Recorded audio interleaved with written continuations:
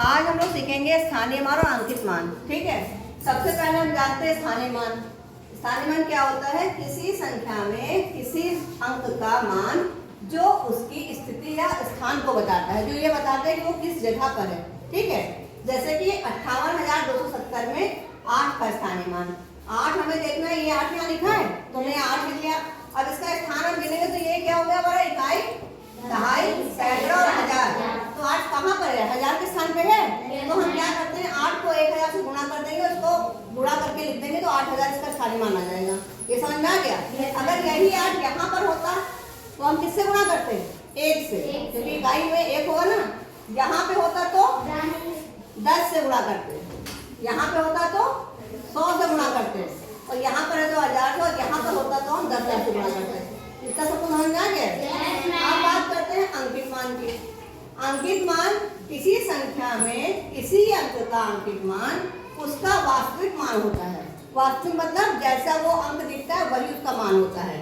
जैसे कि 58,270 में 8 का 8 कैसा दिख रहा है? 8 जैसे तो दिख रहा है, तो इसका अंकित मान 8 हो गया। इसका अंकित मान क्या है? 0। इसका 8 और इसका 5। ठीक है, अभी और आपको बताते हैं, ये हमारे पास है ब्लॉक्स। इसमें हमें आप बताइएगा पहले ये कितने इसमें हैं, कितने अंक दिख रहे हैं? 5 इस समय कहाँ पर है? इकाई पर है, तो इसका मान क्या हो जाएगा? 5 हो जाएगा ना? 5 ही तो हो जाएगा। अब इकाई, अब ये देखो, अब यहाँ पे इकाई में क्या है? 0। दहाई में क्या है? 5। अब ये हमारे पास इसका 5 का मान क्या हो गया? 50। तब आपने देखा ये स्थानीय मान, इसमें इधर जब हम ऐसे कर रहे हैं तो ये 5 हो रहा है क्योंकि इकाई में है, और जैसे ही यहाँ पर आए ये 50 हो गया। ये समझ में आ गया? तो आपने देखा कि 5 वही है, इसका अंकित मान 5 ही है। जब यहाँ पे था तो 5 था, यहाँ पे आ गया तो 50 हो गया। अब बताइएगा जरा कितना हो गया मान? 500 हो गया, जो कि इकाई में क्या है? इकाई में क्या है? दहाई में क्या है? 0। और हजार में, सॉरी 100 में क्या है? 5। यही तो है। इसका मान क्या हो जाएगा? 500। अब 5000। इकाई में क्या है? दहाई में 0, सैकड़े में 0, हजार में 5। तो आपको स्थानीय मान समझ में आया? जैसे जैसे 5 का जगह बदल रही है वैसे वैसे इसका मान बदल रहा है। देखा ना आपने, है ना? और इसका अंकित मान, लेकिन यहाँ पर भी 5 था जब इकाई में था। अंकित मान बताइएगा, यहाँ पे क्या है? 5।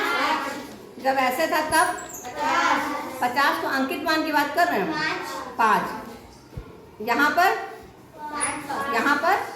मतलब अंकित मान नहीं बदल रहा है, लेकिन स्थानीय मान जगह के साथ साथ बदल रहा है। ठीक है, इसी तरह से ये बताइए, ये क्या लिखा हुआ है? 7। ये क्या लिखा है? और ये क्या लिखा है?